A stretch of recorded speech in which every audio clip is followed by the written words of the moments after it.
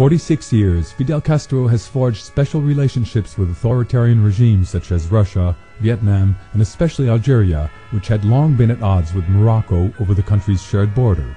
In 1963, Fidel Castro publicly set his sights on Africa. Contra los residuos del colonialismo, contra el neocolonialismo y contra el imperialismo en África.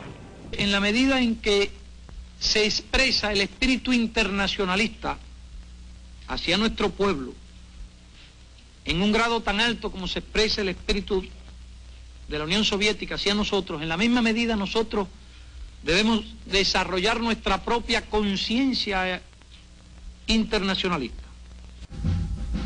Fidel Castro then began to groom the Polisario into his army across the Atlantic. To this day, Cuba still provides both political and strategic support to the Polisario. This recent photo shows Mohamed Abdelaziz, the so-called president of the Polisario Front, observing Sahrawi students in Cuba with a high-ranking Cuban official. Another way that the Sahrawis are oppressed by this alliance is the theft of the international humanitarian aid on which they are dependent. There is strong evidence that the Polisario leadership sells this aid on the black market throughout North Africa. This man, Abdallah Lamani, a civilian held prisoner in the Polisario detention centers for 23 years, was a witness to this high-level corruption. J'ai bien assisté, je sais bien comment ça se fait les détournements là-bas, surtout c'est le détournement des médicaments. Ces médicaments sont envoyés vers la Mauritanie. Les médicaments les plus appréciés surtout sont les antibiotiques, surtout la pénicilline et l'ampicilline, les fils de suture et les vitamines, surtout la vitamine C injectable. Elle est très vendue là-bas en Mauritanie. These pictures show the medical aid intended for the Sahrawis as well as for the prisoners rotting away in unsanitary storage while the bulk of supplies is sold on the black market throughout Africa.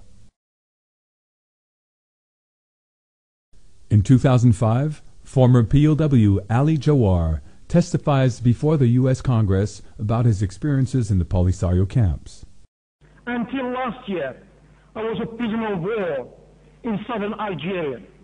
I was held prisoner along with 2,400 Moroccan soldiers by the Polisario Front and Algeria. In 1991, a ceasefire was put in place by the United Nations. We all should have been released at this time, but we remained prisoner for more than a decade after this, a decade. Torture, deprivation, and humiliations were routine during my 23 years. We were beaten, usually with a wire, I must mention, a braided wire, nearly every day for anything that displeased our captors. Some of my friends were tortured to death by whipping, and others were left to die after being thrown in a hole and kept there without food or water.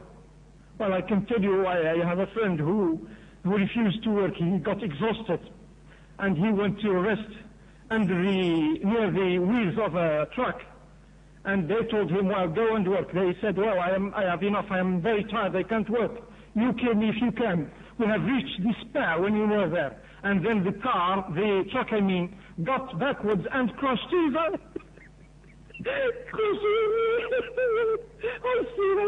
It's a real nightmare.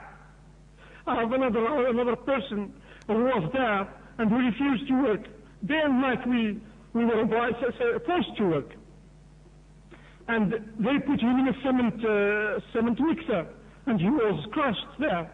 And there are many cases these are the cases I have said. For as many as 27 years, the Polisario Front held Morocco prisoners of war even after the ceasefire in 1991.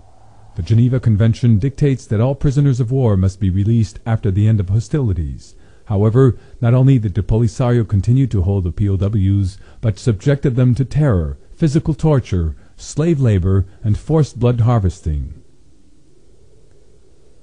This footage shot by a hidden camera in 2003, illustrates the fear of the POWs being held by the Polisario. On ne peut pas parler avec vous ici.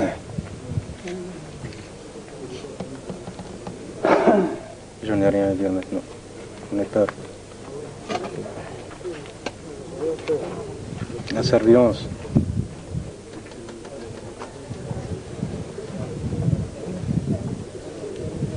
Si vous avez quelque chose à faire, de nous faire sortir de cette catastrophe.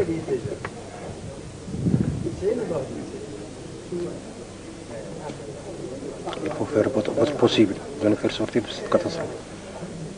Moi, j'ai 24 ans ici.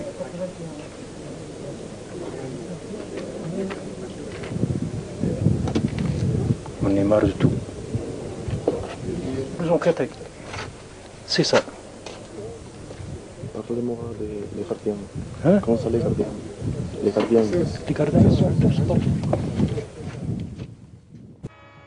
Thanks to a campaign launched by concerned citizens and pressure from the United States, the final 404 POWs were released on August 18, 2005.